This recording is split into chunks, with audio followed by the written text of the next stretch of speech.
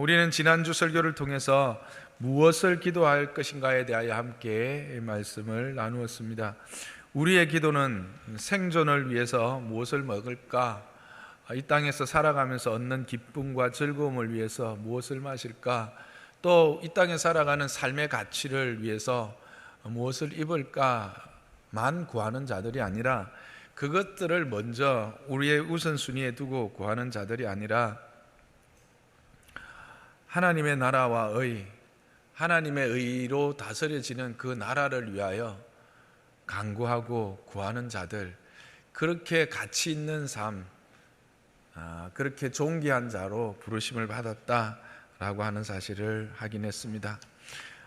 그와 같은 기도를 우리가 할 때 하나님은 우리의 생존을 책임져 주실 뿐만 아니라 우리에게 참된 기쁨과 참된 평안과 또 참된 가치를 허락하여 주신다라고 하는 것입니다. 그래서 우리를 정오의 해같이 높이셔서 우리를 영광되게 하실 뿐만 아니라 우리를 통해서 하나님께서 영광을 받으시는 그런 복된 존재를 삼으신다라고 하는 것이 지난주 우리가 함께 나누었던 말씀입니다.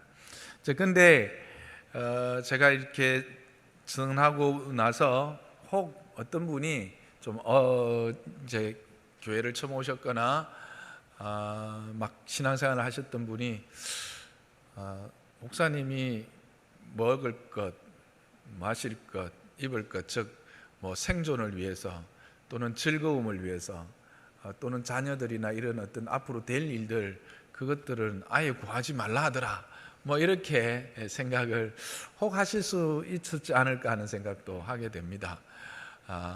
그것이 아닌 것은 여러분 아시죠? 그것을 구할 때 그것이 무엇을 위한 생존인가, 우리의 영과 육이 이 땅에 생존해야 될 이유가 무엇인가, 바로 하나님의 나라와 의를 위한 생존이요, 또 우리의 즐거움과 우리의 기쁨이 이 땅의 것으로 즐거워하고 이 땅의 쾌락을 누리는 것으로 만족하는 그런 구함이 되어서는 안 되고, 하나님이 주시는 참된 기쁨과 즐거움을 위한 그런 구함이어야 할 뿐만 아니라, 우리의 가치라고 하는 것, 우리의 성취를 통해서 우리를 인정받고 우리의 가치가 확인되어지는 것이 땅에서 사람에 의해서 인정받는 것을 위한 구함이 아닌, 내가 하나님 앞에서 구하고 얻고 내가 내 마음에 생각을 주시고 그 생각대로 내가 기쁨으로 순종하여 행하여 얻는 모든 것들을 통해서 하나님이 영광을 받으시도록, 하나님을 중심으로 살고 하나님이 그의 삶의 첫 자리에 있는 사람의 삶이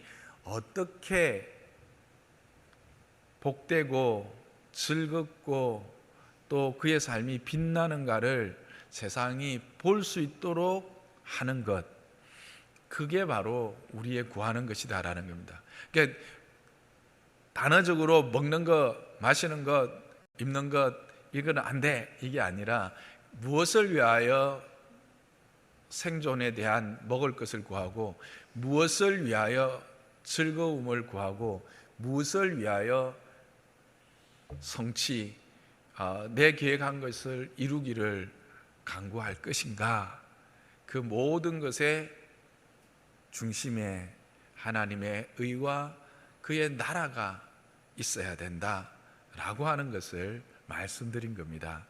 그러니까 여러분이, 하나님은 모든 것을 다 기도하라고 했습니다. 빌립보서 4장 6절 7절 보면 아무것도 염려하지 말고 모든 일에 다 기도와 간구로 너희 구할 것을 감사함으로 하나님께 아뢰라. 그래야하면 모든 지각에 뛰어난 하나님의 평강이 그리스도 예수 안에서 너의 마음과 생각을 지키시리라 말씀하셨어요.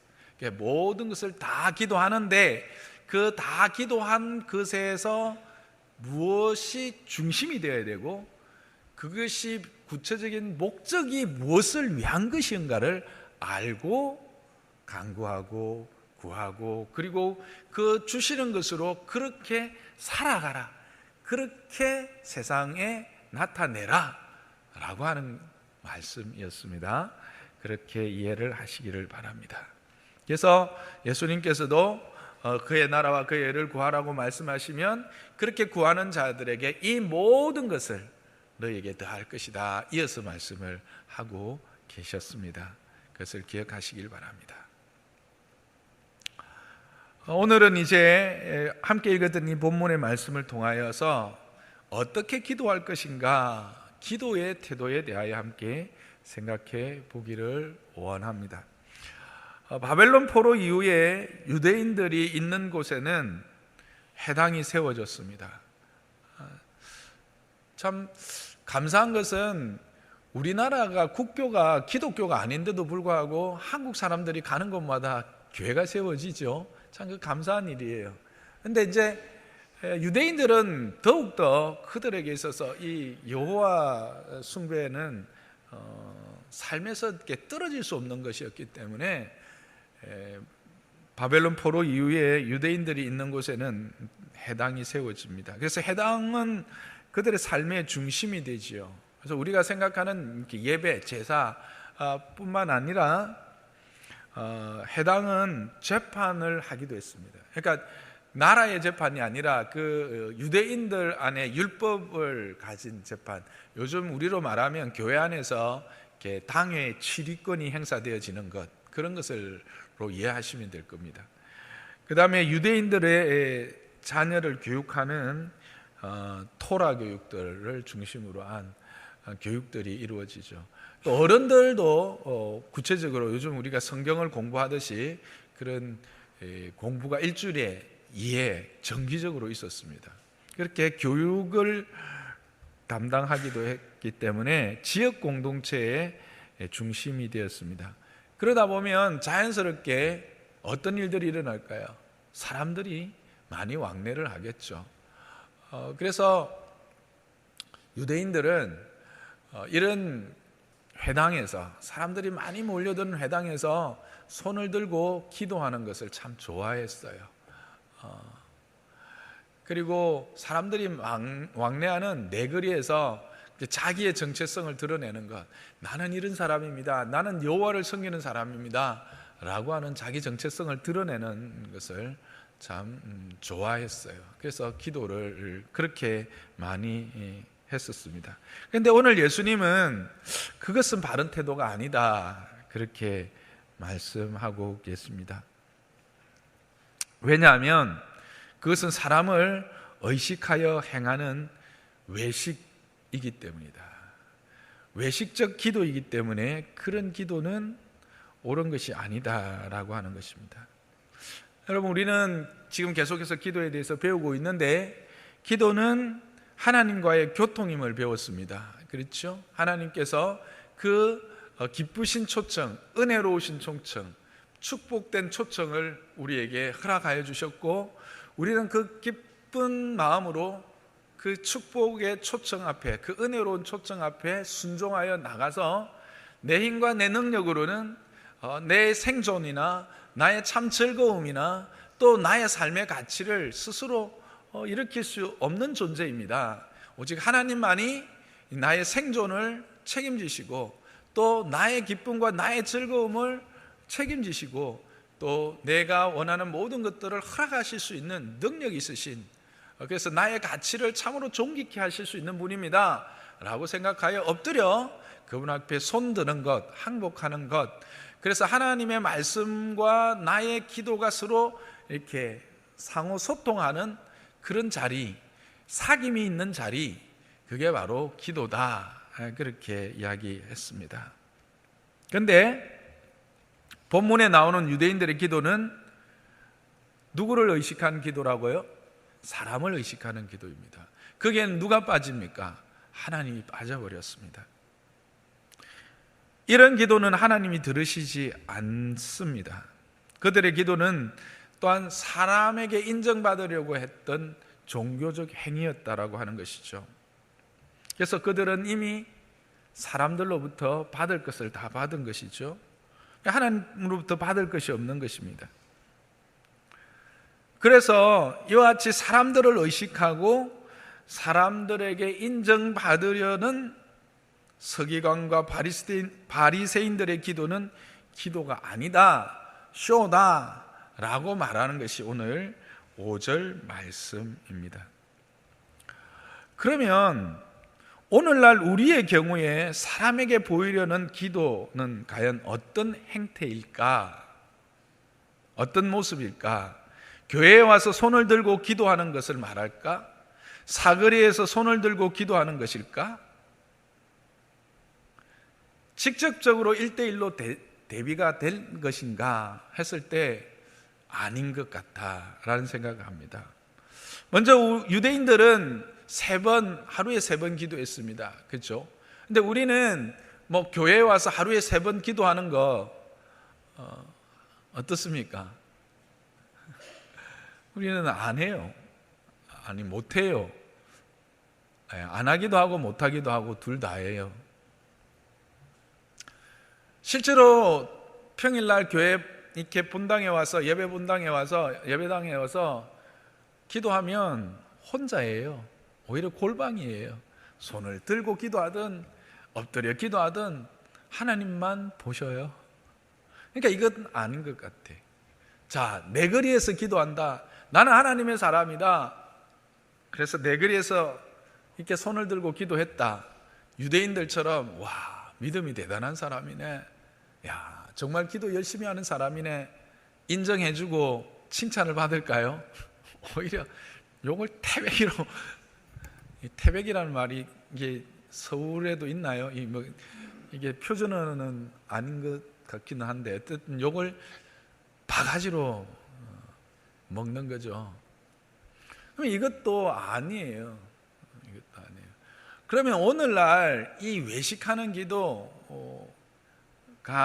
우리의 삶엔 우리 2018년을 살아가는 우리의 이 믿음 생활에는 어떤 행태로 나타날까를 묵상해 보면 저는 기도하지 않는 것이 결국 그 당시 유대인들이 회당에서 손을 들고 기도하거나 사거리에서 기도하는 것과 동일한 것이다 라는 생각을 하게 됩니다. 왜 그렇게 생각하게 되었냐면 기도는 하나님과의 인격적 교제라고 했습니다. 그렇죠?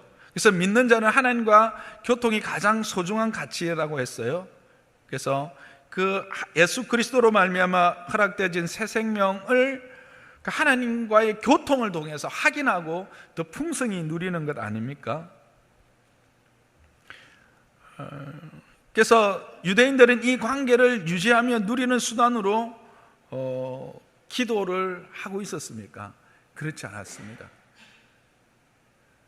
그들은 기도를 자기의 존재가치, 자기의 그냥 사람에게 인정받으려는 수단으로만 이용하고 있었다라는 것이죠. 자신의 의로움을 인정받으려고 하는 것으로만 사용하고 있었다라고 하는 것입니다. 그러면 오늘날 우리의 기도하지 않는 모습, 그것 또한 한편으로 뭡니까? 하나님이 배제되고 하나님이 중심에 없는 사람의 삶의 형태라는 겁니다. 이 사람들의 기도가 아닌 이유는 그들이 하나님에 의존하지 않고 하나님을 의식하지 않는 종교 행위만 했다라고 하는 사실 아닙니까? 그들에게 있어서 실질적으로 우리가 오늘 드리는 이 예배와 같은 예배 형태들이 있었을까요? 없었습니다. 그들은 그냥 안식일에 먹고 이렇게 마시는 이렇게 그런 안식일이라 하면 여러분들이 우리처럼 모여가지고 그들이 십계명을 읽고 막 그렇게 하는 것처럼 생각하는데 그게 아닙니다. 그들은 모여서 그냥 먹고 마시고 이렇게 모였다가 그렇게 헤어지는 것입니다. 그러니까 종교적인 행위가 그와 같은 이제 일정한 시간에 기도하는 거거든요. 우리는 종교적인 행위로 일요일이 되면 성경을 끼고, 요즘은 어떤 분은 성경을 아예 끼지도 않고 그냥 성경도 그냥 교회 1층 카페에다가 그냥 박아놓고 가시는 분들이 많기는 하더라마는 그러면 안 됩니다. 성경을 끼고 왔다 갔다 하거나 그냥 사람들 앞에서 내가 예수 믿는 사람이다 말하는 정도로 그친다라는 겁니다. 그들에게 실질적인 삶의 자리에서 하나님을 인정하면서 그 하나님과의 이런 교통, 하나님이 내 삶의 진정한 주인이십니다. 하나님이 내 삶을 인도하시는 분이시요 내 삶의 모든 것 되십니다 라고 하는, 그리고 주님이 내게 말씀하셨으니 내가 이렇게 살아봤습니다. 근데 이렇게 하니까 참 힘이 듭니다. 살기가 어렵네요. 하나님 이런 때는 이런 지혜 주셔야 되겠습니다. 이럴 때는 그 사람을 감동시킬 말을 내 입에 주셔야겠습니다. 이렇게 살 때는 내가 능력이 있어야 되겠습니다 라고 말하면서 사는 이런 기도가 없다라는 거예요. 그러니까 결국은 우리는 기도하지 않는다라는 것은 바로 종교적인 행위로서 회당이나 사거리에서 손을 드는 것과 같이, 우리가 일요일 날 와서 그냥 종교적인 행위로 여기에 앉았다가 말씀 듣고 그냥 마음의 평안을 조금 누리고 사람들에게도 보였고 목사님하고 눈도장도 찍었고 뭐 다락방 순장님도 받고 그러고 가는 것과 다르지 않다라는 거예요. 기도하지 않는다, 우리가 우리 일상 삶에서 하나님과의 소통이 없는, 기도의 삶이 없다라는 것은 이 유대인들과 전혀 다르지 않는 종교인일 따름이지 하나님의 사람으로 살아가는 믿음의 사람은 아니다라는 거예요. 그러면 그의 삶의 결과는 뭘까? 사람에게 인정받았으니 다 받았다, 그렇게 되는 거 아닙니까? 결국은 뭡니까? 우리의 삶이 종교적인 행위를 열심히 하고 뭔가 종교적으로 많은 것들을 행한 것 같지만 실질적으로 하나님의 은혜와 그 하나님의 부요하심을 내 삶 가운데서 nothing, 아무것도 누리지 못하는 거예요. 그러니까 삶이, 종교생활을 시작을 했고, 종교생활 뺍시다, 신앙생활을 시작했고 하나님을 믿는 믿음 안에 들어왔음에도 내 삶에 이 하나님으로 말미암는 실질적인 은혜의 부요함, 이 하나님의 은혜의 능력의 경험들이 일천하거나 아주 작거나 그냥 없는 이유가 뭐냐?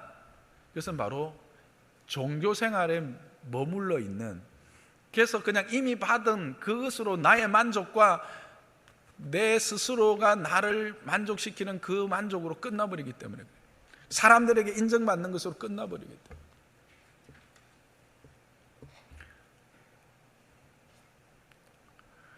그리고 우리가 기도하지 않는 이유가 뭐예요? 하나님에 대한 신뢰가 없다는 증거 아닙니까? 아니, 신뢰가 있다 할지라도 그 신뢰는 뭐예요?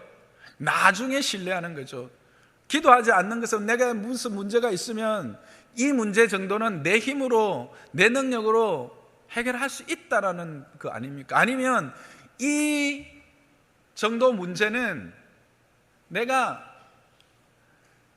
아버지한테, 내 부모님한테, 아니면 은행에 부탁하고 이용하면 해결할 수 있다는 거 아닙니까? 의사한테 가면 해결할 수 있다는 거 아닙니까? 하나님 의존적이고 하나님 중심적인 삶이 아닌 내 주변, 나를 둘러싸고 있는 환경이 더 나를 온전하게 하고 나를 복되게 하고 나를 기쁘게 할 것으로 생각하는 결과 아닙니까? 그래서 기도하지 않는 거잖아요. 우리가 함께 기도하자, 수요 예배 또 주일 예배들 우리가 와서 예배하지 않고 기도하지 않는 이유가 뭐예요? 그보다 더 급한 일이 생겼다는 거 아닙니까?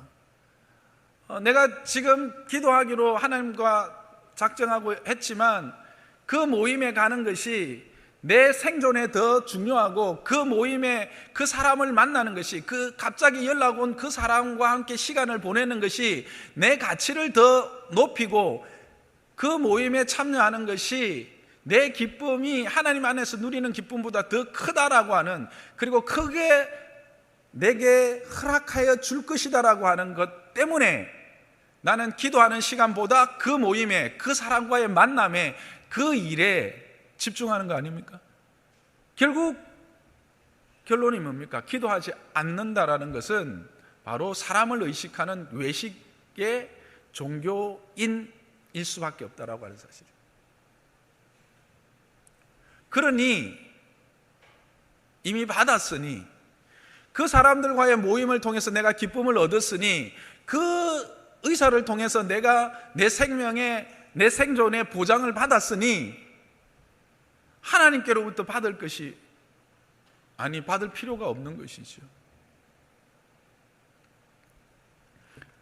저는 이것이 오늘날 그냥 교회 와서 손 크게 들고 어떤 사람들이 저 봐라 막 기도하는데 뭐 저렇게 손 크게 들고 기도할 거 있나, 그런 걸 말하는 게 아니에요. 이것은 그의 중심에 어디에 있는 가, 조금 이따 골방에 기도할 때 이야기를 하겠지만, 외식한다라고 하는 것은 하나님을 의존하지 않고 하나님을 의식하지 않고 그의 삶에 하나님보다 사람을 더 의식하고 사람을 의존하고 사람에게 자기를 의탁한다라고 하는 의미입니다. 그런 기도는 기도가 아니다라는 거예요. 그리고 그런 기도로는 아무것도 얻을 수 없다라고 하는 사실을 말씀하고 있는 것입니다. 우리의 태도는요? 그렇다면 골방에서 문을 닫고 기도하라, 그렇게 예수님이 말씀하십니다. 이 골방에서 문을 닫고 기도하라는 것도 문자적으로 해석하면, 그러면 목사님 밀폐된 공간으로 사람이 없는 곳으로 들어가라는 말씀입니까? 그런 의미가 아니죠. 그런 의미를 포함할 때도 있습니다. 핵심이 뭡니까? 골방에 왜 갑니까? 방해를 받지 않지요. 집중할 수 있지요. 즉 하나님과의 친밀한 관계를 가질 수 있는 곳에서 하나님께 집중하라는 것이 바로 골방으로 들어가라고 하는 것의 핵심입니다. 하나님께 집중하는데 방해받지 않는 곳에서 기도하라는 것입니다.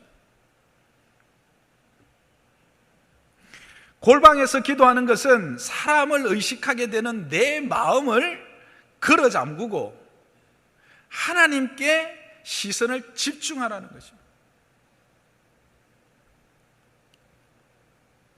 때로는 환경이 방해될 때라도 하나님과의 1대1의 관계에 집중하여 기도하라고 하는 말씀입니다.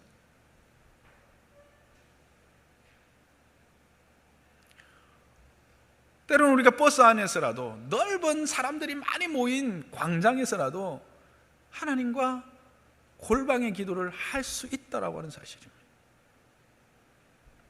그 넓은 광장에 모인 사람들로 보고 안타까운 마음에 하나님께서 내 마음에 주신다면, 내가 그 사람들 사이를 걸으면서 한 사람을 위해서 하나님 이 영혼도 내가 만난 이 예수님으로 말미암는 누리는 기쁨을 누리기를 소망합니다. 이곳에 모인 아직 예수 그리스도를 알지 못하는 이들의 심령의 부르짖음을 내가 듣는데 주님, 이곳에서도 하나님의 은혜가 있게 하여 주옵소서. 그렇게 기도한다면 그게는 골방인 것입니다. 그러나 아무리 5겹 4겹 땅굴을 100m 밑으로 파고 들어가고 혼자 기도한다고 해도 이런저런 세상의 잡념 가운데 마음을 다 빼앗겨버리고 하나님은 전혀 의식되지 않는 상태에서 중얼거리고 그리고 탄식하고 나온다면 그는 골방이 될 수가 없는 것입니다.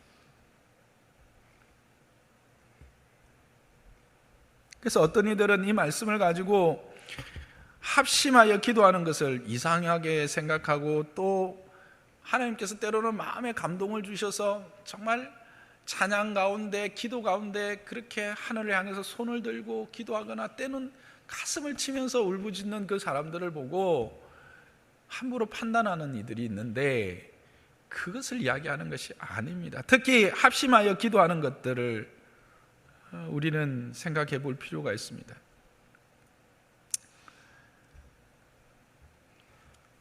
여러분, 예수님께서도 두세 사람이 모인 곳에 나는 그들 중에 있다고 말씀하신 것을 여러분 기억하실 것입니다. 그리고 예수님 승천하실 때 너희는 예루살렘을 떠나지 말고 성령이 너희에게 임할 때까지 뭐 하라고요? 함께 모여서 떡 먹고 그냥 이야기하고 놀고 있으라 그랬어요? 기도하라고 그랬어요. 그것을 받은 초대 예루살렘 교회는 모이면 기도했어요. 함께 기도했어요. 어려운 일이 있을 때 함께 기도했어요. 베드로와 요한이 공회에 잡혀갔다가 풀려고 나고 난 이후에 그들에게 모든 된 일들을 말해 주었을 때 그들이 무엇을 이야기합니까? 그래, 이제 시편을 통해서 구약을 통해서 말씀하셨던 그 군왕들이 일어나서 그 하나님의 나라의 일을 대적하는 일이 이제 실질적으로 일어났구나. 그리고 우리가 그 증인들이구나 라고 생각하면서 이제 하나님의 뜻이 온전히 이루어지게 해달라고 그들이 합심해서 기도했던 것을 우리는 사도행전 4장을 통해서 5장 이후에 보게 됩니다. 그럴 때 그들이 더 성령의 충만함을 얻어서 담대하게 세상에 나갔고, 그 결과로 어떻게 됩니까? 하나님의 나라는 더욱더 왕성해졌다라고 하는 말씀을 우리에게 전해주고 있습니다.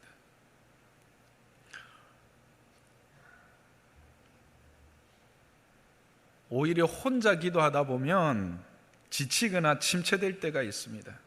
이때 공동체와 함께 연합하여 기도하면 힘을 얻게 됩니다. 이게 영적인 일이라서요, 시너지가 있어요. 같이 기도하다 보면 내가 기도할 힘이 없는데 옆에서 기도를 하면 그 기도의 힘이 내게 은혜가 되어서 함께 하나님 앞에 나아갈 수 있는 힘이 생기고 담력이 생기고, 그렇게 능력이 누려지는 거예요. 그래서 골방 기도라는 것은 혼자 그냥 기도하라는 것이 아니라 하나님께 집중하라는 것입니다. 사람을 의식하지 않고 하나님께 집중하여 기도하라, 하나님을 의존하여 기도하라, 하나님께 너희 모든 것을 의탁하는 기도를 하라 라고 하는 말씀인 것을 여러분 기억하시기 바랍니다. 그러므로 골방으로 들어가라는 말씀은 공간적인 개념이 아닌 하나님과의 친밀한 은혜의 소통이 가능하고 사귐에 집중할 수 있는 환경 속으로 들어가라 라고 하는 말씀인 것을 기억하시기 바랍니다. 이어서 7절 이하에 이렇게 말씀하십니다. 또 기도할 때에 이방인과 같이 중언부언하지 말라. 그들은 말을 많이 하여야 들으실 줄을 생각하느니라 말씀합니다. 중언부언하지 말라. 중언부언이 뭐죠? 뜻없이 거저 늘어놓는 말입니다. 여러분, 기도는 영적인 일입니다. 기도는 성령의 도우심으로 하나님께 구하는 것이죠. 영적 긴장감 없이 늘어놓는 기도는 다 중언부언이라 할 수 있습니다. 아무리 화려한 말을, 아무리 그 상황에 적합한 단어를 선택한다 할지라도 성령을 의지하지 않고 영적인 긴장감이 없이 늘어놓는 말은 기도일 수가 없습니다. 기도는 성령의 인도하심과 감동을 따라 해야 한다라고 하는 것입니다. 그럼에도 가장 우리가 쉽게 이렇게 발견하게 되는 중언부언의 기도는 반복이죠. 말의 반복, 되풀이입니다. 기도를 너무 이렇게 습관이라는 게 좋은 습관인데 나쁜 습관을 따라서 그냥 입에 발린 말을 그냥 뱉어버리는 거로 생각할 때가 있습니다. 언제 제일 그렇죠? 식사기도 때. 저도 그래요. 고개 쿡 숙여 하나님 아버지 감사합니다. 이게 식사기도가 입에 붙어갖고 어떨 때는 교회 와서 기도하는데도 콕 숙여가지고 하나님 아버지 오늘도 아차 이게 식사기도 아니지. 저만 그러죠? 그죠? 여러분은 안 그러시죠? 입에 발린 말, 영적 긴장감이 없이 내뱉는 말이, 이건 중언부언하는, 이런 기도의 태도는 안 좋다는 거죠. 하나님 그렇게 해서는 안 된다는 겁니다.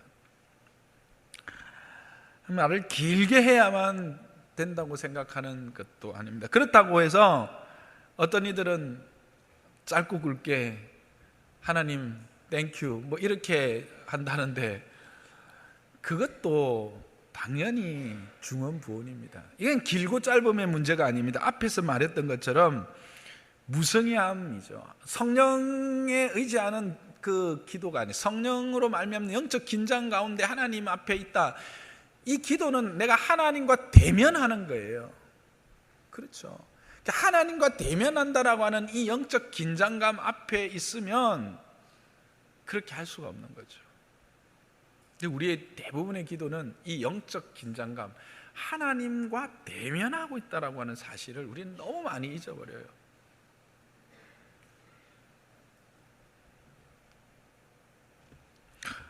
그래서 우리가 이제 한국 상황에서 가장 이 중언부언과 관련된 좀 조심해야 될 게 뭐냐면 치성이라고 하는 개념이죠. 내 정성과 이 기도의 경계입니다. 바른 기도의 경계입니다. 우리가 여기서 이제 간절함과 절박함과 이 한국적 치성의 개념을 혼돈할 때가 많이 있어요. 이 경계가 실제로 좀 모호하긴 해요. 그래서 여러분에게 다시 한번 정확하게 좀 말씀을 드리고 싶어요. 우리는 이제 겨울에 막 찬물로 목욕 재개하고 100일 동안 이렇게 기도하면 하나님이 그 기도를 드리는 나의 정성을 보고 기도에 응답하실 것이다, 그렇게 생각합니다. 이거는 뭐예요? 중언부언이에요. 그거는 100일을 하든 1000일을 하든 하루를 하든 10초를 하든 중언부언이에요. 기도 응답의 근거가 내게 있으면 그거는 치성이에요. 그거는 간절함이 아니에요. 기도의 응답의 근거가 나를 향한 하나님의 사랑, 나를 긍휼히 여기고 내 모든 형편을 아시고 내 모든 것을 위하여 좋은 것 주시기 원하시는 아버지 앞에 있다라고 하는 생각으로 그 아버지 앞에 간절함과 절박함, 내가 지금 가지고 있는 이 형편과 내가 가지고 있는 이 문제들에 대하여 해답은 오직 하나님, 당신, 하나님 아버지 당신 혼자만, 당신만이 오직 그것에 해결하실 분입니다. 그래서 그분 앞에 10일이고 100일이고 아니면 1년이고 10년이고 하나님 나라 갈 때까지 그 문제 하나를 두고, 그것이 어떤 이는 조국의 통일일 수 있고 그 어떤 이는 나의 가족의 구원일 수 있고 그 어떤 이는 그런 것들이 어떤 우리가 생각하는 거대 담론일 수도 있을 것이고 자기의 사소한 어떤 문제일 수도 있겠지만, 그 문제의 궁극적인 해결과 그 답은 오직 하나님께, 당신께만 있습니다라고 생각하고 엎드리고 간절하고 절박하게 엎드리는 것은 기도고 절박함이지만, 그것이 내가 행하는 이 100일, 1000일, 나가 아니 뭐 목욕제계, 그것도 얼음 깨고 하는 목욕제계, 나의 이 열심, 나의 이 정성이 기도의 응답 조건이요, 응답의 이유라고 생각하면 다 꽝인 겁니다. 그게 바로 중언부언이라는 겁니다. 이거를 여러분 잘 구분하셔야 돼요. 이게 참 그리스도인들에게서도 이게 잘 구분이 안 돼요. 그래서 어떤 이들은 이쪽을 쫙 강조하다가 보면 정말 하나님 앞에서 절박함과 긴박함을 가지고 간절한 소망을 가지고 기도하는 것들을 무시해버리기도 하고, 이거를 자꾸 강조하다 보면 하나님은 어디 간 데 없고 내 기도에 어떤 의만 나타나서 자꾸 막 거기 있는 이제 막 의인들만, 하나님이 인정하는 의인이 아니라 스스로 인정하는 의인들만 버글버글 해가지고 서로 막 그렇게 되는 집단이 될 수가 있는 거예요. 이게 여러분 꼭 기억하십시오. 우리는 기도에 힘써야 합니다. 기도는 힘써야 하는 겁니다. 그냥 긴장감 없이 그냥 와서 그냥 교회 왔으니까 그래 하나님 아버지, 이게 아닙니다. 기도는 하나님 앞에 있는 것입니다. 여러분, 내가 하나님 앞에 있다고 생각해 보십시오. 여러분 안 떨리겠습니까? 그런 하나님 앞에 있다라고 하는 이 생각을 가지고, 그리고 이 문제에 내 삶의 모든 것이 하나님에게만 답이 있고 하나님에게만 해결점이 있다라고 하는 그런 간절함과, 그리고 이 순간이 내게 너무 절박하다라고 하는, 물론 하나님이 아시고 하나님의 때가 있기는 하지만, 하나님 아버지, 내가 이 때를 견디고 내가 이 때를 감당해내고 이것을 내가 이겨낼 수 있는 그런 긴박함을 가지고 하나님께 아뢰는 거예요. 그러면 하나님의 때가 당겨질 수 있어요. 그게 성경에 나와 있어요. 하나님의 때가 늦춰질 수 있어요. 그게 성경에 나와 있잖아요. 그게 바로 우리의 특권이라는 것이죠. 자녀의 특권이라는 것이죠. 그래서 이 긴박함과 이 절실함과 우리의 이 치성이라고 하는 이 개념과를 여러분 구별하시기를 바랍니다.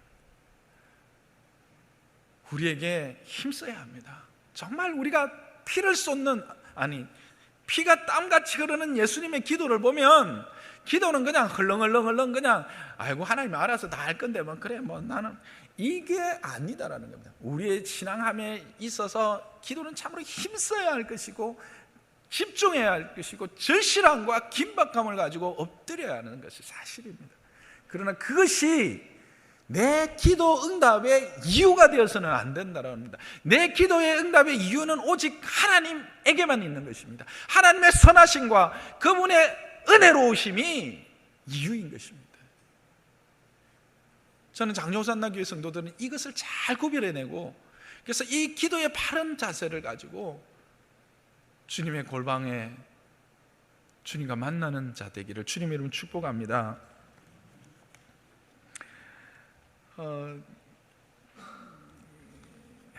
그래서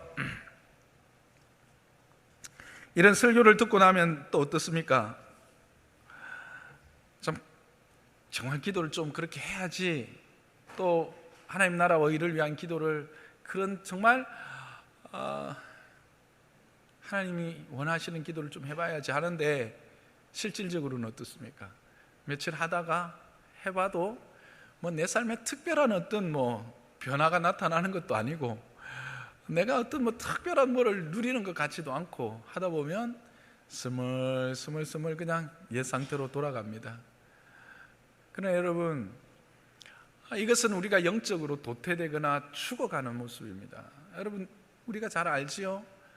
그 서서히 데워지는 그 냄비 안에 들어있는 깨구리, 그렇죠? 자기가 죽어가는 것도 모르고 죽어가 버리는 그런 영적 죽음의 자리로, 물론 우리가 그렇다고 해서 성령이 우리 안에 있기 때문에 완전히 죽지는 않아요. 그러나 그런 어떤 영적 도태, 하나님의 부요하심을 누리지 못하는 자리로 가버리게 된다라고 하는 사실입니다. 그러면 어떻게 이렇게 이제 질문은, 그러면 어떻게 하면 목사님 그거 안 하고 계속 좋은 기도, 하나님이 기뻐하시는 기도 그렇게 할 수 있을까 하는 것입니다. 여러분, 이게 그 삶에도 관성의 법칙이 작용한다는 거 아세요? 우리의 생활의 삶의 태도에도 삶의 모든 것들이 다 관성의 법칙이 뭔지 알죠? 제가 이걸 탁 던지면 얘가 아무런 방해를 안 받으면 계속 날아가려고 하는 거죠. 그죠? 얘가 이렇게 딱 던졌을 때 서는 거는요, 마찰력 때문에 그런 거죠. 예. 관성의 법칙은 하던 것은 계속 하고 안 하던 건 계속 안 하는 게 이게 관성의 법칙이죠. 우리 삶에도 그렇다는 겁니다. 근데 이 관성의 법칙을 깨트리는데 보통 생활의 습관을 붙이는데 21일을 이야기합니다. 근데 그렇지 않아요. 경우에 따라서 달라요. 아주 힘든 거는요, 습관을 붙이려면 80일이 지나도 안 돼요. 어떤 분이 팔굽혀펴기 하고 팔굽혀펴기 하루에 20개 하고 윗몸 일으키기 하루에 뭐 50개 하는 것을 이렇게 했더니 데이터를 내보니까 80일이 걸리더랍니다. 그게 자기의 삶에 이렇게 딱 정착하는 거예요. 어떤 거는요, 자기가 좋아하는 건요, 한 2, 3일만 해도 그게 돼요. 어쨌든 말씀드리고 싶은 것은 이게 쉽지 않다라는 거예요. 이 관성을 끊어내야 된다. 어쨌든 끊어내야 된다. 그러면 어떻게 할 건가? 기도의 좋은 습관을 어떻게 만들 것인가? 기도문이나 기도 일기를 쓰는 겁니다. 내가 아까 이야기 안 했는데 혹시 그거 준비됐습니까? 기도 노트 안 됐습니까? 그래서 여러분을 위해서 추석 선물로 기도 노트를 만들었어요, 실제로. 근데 인쇄소에서 그게 잘 안 돼서 오늘은 못 드리고 다음 주 드리는데 그 표지라도 좀 여러분한테 구경시켜서 기대를 좀 하게 하려고 했더니 너무 예쁘게 잘 나왔어요. 궁금하시죠? 지금이라도 위에 전도사님 그 카톡으로 화면 좀 보시죠. 끝날 때라도 보게. 들리시는지 모르겠는데. 그래서 기도 노트를 이제 여러분들에게 다 드리겠습니다. 중고등부, 초등부까지 원하면 다 드리겠습니다. 1000권 만들었습니다. 제가 손은 조금 큽니다. 그래서 여러분들에게 모든 장로산노교회 권속들이 이렇게 기도문을 쓰고 감사의 일기를 간단하게만 적을 수 있도록 그렇게 하도록 하겠습니다. 그래도 이게 습관을 붙이려면 좋은 이렇게 툴이 필요합니다. 좋은 어떤 그게 필요한데, 말씀과 병행하는 것. 전수아님, 그 표지 조금 올려주세요. 말씀과 병행하는 기도가 우리로 하여금 참으로 기도를 계속할 수 있고, 또 이렇게 하나님이 원하시는 기도를 할 수 있어요. 근데 어떤 말씀을 해야 될까 여러분 많이 고민이 되실 거예요. 물론 큐티를 매일 하시는 분들은 그 큐티를 가지고 기도를 하면 됩니다. 근데 보통 우리가 솔직히 기도를 그렇게 잘 못하잖아요. 근데 시편을 가지고 기도하는 방법이 있어요. 이 시편 기도는 예전부터 유대인들도 그랬고, 또 초기의 그리스도인들도 이 시편을 가지고 기도하는 것을 즐거워했어요. 근데 이 시편으로 그냥 기도하라 말하기 쉬운데 그게 잘 되지 않아요. 그런데 어떤 책에 보니까 시편으로 기도하는 좋은 방법을 이야기를 하고 있더라고요. 그 날짜가 우리가 보통 30일 돼 있잖아요. 앞에 표 하나만 띄워주실래요? 제가 그 시편으로 기도하기 표 좀 띄워주세요. 저기 보면 1일 날은 1장, 그 다음은요 30을 더하면 31일, 그 다음은 61일, 그 다음은 91일, 그 다음은 121일이죠. 그래서 시편 1편 31편을 읽는 거예요. 읽는데 자세하게 안 읽는 거죠. 오늘이 23일이죠 23일이니까 23일 예를 들어 봅시다. 여러분 성경을 펴보세요. 23일이면 23편, 그 다음에 53편, 83편, 113편, 143편이죠 그러면 자, 시편 23편을 한번 펴보세요. 여러분 책으로 우리가 거의 다 암송하는 그런 말씀이죠, 그죠? 그러면 23편을 한번 눈으로 싹 읽어보는 겁니다. 눈으로 싹 읽어보면 지금 이 시편의 내용이 나의 지금 형편이나 내가 기도하고 있는 내용들을 담고 있는 것이 있어요. 자, 그 다음에 몇 편이라고요? 53편. 자, 53편을 또 갑니다. 53편을 딱 보니까 어리석은 자여 그 마음에 이르기를 하나님이 없다 하는도다. 그의 부패한 이거 하나님이 없다고 대적하는 자들에 대한 그렇구나. 쭉 읽어봅니다. 누군가가 나를 대적하고 그것 때문에 힘들어 하시는 분들은 이 기도문이 탁 마음에 와닿겠죠. 그 다음에 83편입니다 83편 하나님이여 침묵하지 마소서, 하나님이여 잠잠하지 마소서, 조용하지 마소서. 이거는 뭔가 급한 일이 생겼구나. 하나님의 침묵, 그리고 내 삶에도 하나님이 왜 이렇게 기도에 침묵하실까, 뭐 이런 것들이죠. 딱 와닿을 수 있겠죠. 그런데 주변에 이제 일어나는 일들이 그렇구나. 또 113편 갑니다. 113편 가니까 할렐루야, 이거는 찬양시구나. 그런 게 나옵니다. 그러면 쭉 읽어보고 그렇구나. 143편 내 기도를 들으시며 내 간구를 기울이 주의 응답하소서. 하나님의 응답에 대한 기도구나. 또 이렇게 쭉 옵니다. 자, 여러분 대충 이렇게 흩어본 이 5편의 기도 중에서 여러분의 마음에 지금 가장 와닿는 시편이 뭐예요? 보통 23편이 가장 와닿겠죠, 그죠? 그럼 23편으로 기도를 하는 거예요. 그럼 어떻게 기도하는가? 목사님, 그러면 여호와는 나의 목자시니 내게 부족하면 그냥 읽는 겁니까? 그게 아니죠. 이것을 자기의 말로 바꿉니다. 어떻게 바꿉니까? 하나님 아버지, 내 여호와가 되어주셔서 감사합니다. 나의 하나님이 되어주셔서 감사합니다. 여호와는 천지를 지으신 분이시고 그 여호와는 지금도 그 계획하신 것들을 따라서 운행하시고 내 삶을 주장하시는 주님, 그 주님이, 그 하나님이, 그 여호와가 내 목자가 되어주셔서 너무 감사합니다. 주님이 목자가 되셨기 때문에 내 삶에 참으로 부족함이 없습니다. 주님, 이 내 삶뿐만 아니라 나의 자녀들의 삶에도, 나의 남편의 삶에도, 나의 친척의 삶에도, 내 친구의 삶에도 확장되는 거죠. 여호와께서 목자가 되어 주옵소서. 그들의 삶에도 여호와로 말미암는 푸른 초장이 열려지게 하시고 그들의 삶에도 여호와로 말미암아 쉴만한 물가가 흐르게 하여 주옵소서. 이렇게 되는 겁니다. 이해되시겠죠? 이러면 이 기도가 끊임없이 나올 수 있겠죠. 얼마만큼 나올까요? 하나님을 아는 만큼, 내 안에 하나님의 말씀이 있는 만큼 이 기도는 풍성해집니다.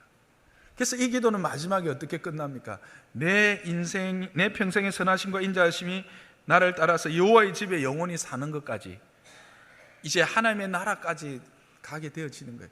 이 기도하다 보면 일부러 기도 오래 하려고 막 짜낼 필요가 없습니다. 자연스럽게 기도가 이어지는 겁니다. 하나님의 은혜에 대한 것들이 계속 강구가 되어지는 거죠. 이런 것들이 23편뿐만 아니라 그날마다 5개를 흩어보면 지금 내 형편에 딱 부합되는 가장 근접하는 말씀들이 있어요. 그럼 그 말씀들을 한번 쭉 읽고 그 말씀을 가지고 그렇게 기도하는 것입니다. 그러면 우리가 좋은 기도 습관을 가질 수 있어요. 이건 역시 그 기도 노트에 첨부되어져 있습니다. 기도 노트 한번 보여주실래요? 어떻게 디자인되고 만들어졌는지. 네. 지금 이게 앞에는 잘렸네요. 근데 이게 뭐로 보이세요, 여러분? 저긴 뒷면입니다. 앞면 뭐로 보이세요? 문으로 보이세요? 문입니다. 네. 문을 열고 들어가 볼까요? 표지만 주셨나요? 네. 이건 뒷면. 네. 안에 문을 열고 들어가면 여러분들이 그날 기도할 내용 또 이렇게 구체적으로 잘 돼 있고 감사 기도까지 응답까지 쫙 돼 있었고 제일 위에는 말씀들이 한 구절씩 다 쫙 돼 있습니다. 그리고 제일 앞에는 어떻게 기도할 것인가, 무엇을 위해 기도할 것인가에 대한 내용들도 함께 나와 있습니다. 네. 여러분들에게 추석 선물로 다음 주에 드리겠습니다.